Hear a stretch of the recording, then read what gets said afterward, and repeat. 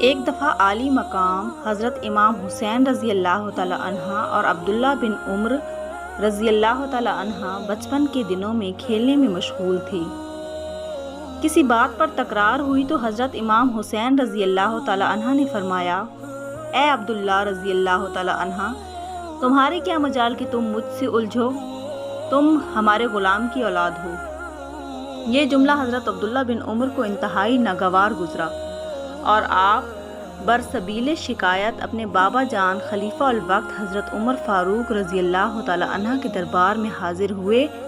اور ساری رودات بیان فرمائی۔ مراد رسول صلی اللہ علیہ وسلم حضرت عمر فاروق رضی اللہ تعالیٰ عنہ نے فرمایا کہ بیٹا عبداللہ، تمہارے پاس اس بات کا کوئی گواہ موجود ہے؟ حضرت عبداللہ نے فرمایا کہ وہاں ہم دونوں کے علاوہ کوئی موجود نہ تھا۔ حضرت عمر نے فرمایا کہ پھر عدل کے تقاضے کے مطابق گواہی ضروری ہے، یا پھر تمہاری بات تب ہی قبول کی جا سکتی ہے جب حضرت امام حسین رضی اللہ تعالیٰ عنہ خود تمہاری بات کی تائید کرتے ہوئے اسے لکھ کر دیں۔ حضرت عبداللہ بن عمر امام حسین رضی اللہ تعالیٰ عنہ کے پاس گئے اور فرمایا کہ حسین پاک، کیا آپ مجھے یہ ابن غلام والی بات لکھ کر دے سکتے ہیں؟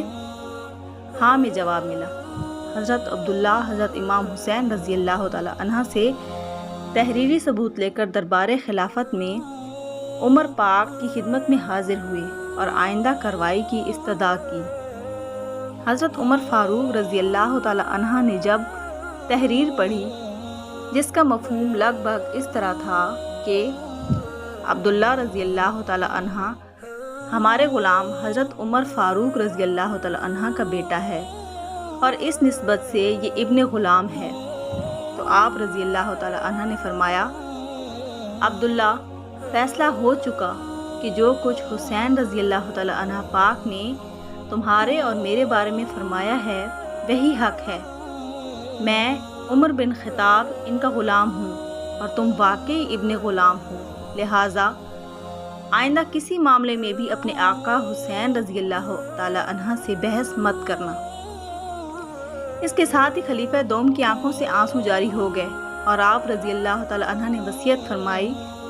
کہ جب میں اس جہان فانی سے کوچ کروں تو یہ تحریر میرے کفن کے اندر رکھ دینا، تاکہ جب قبر و حشر کے مارکے درپیش ہوں تو میں اس گھرانے کی غلامی کا پروانہ دکھا سکوں، کیونکہ یہی تحریر میری بخشش کی دلیل ہے کہ اس پاک گھرانے نے مجھے قبول کر لیا۔ کون کہتا ہے کہ ہم تم میں جدائی ہوگی، یہ بات کسی دشمن نے اڑائی ہوگی۔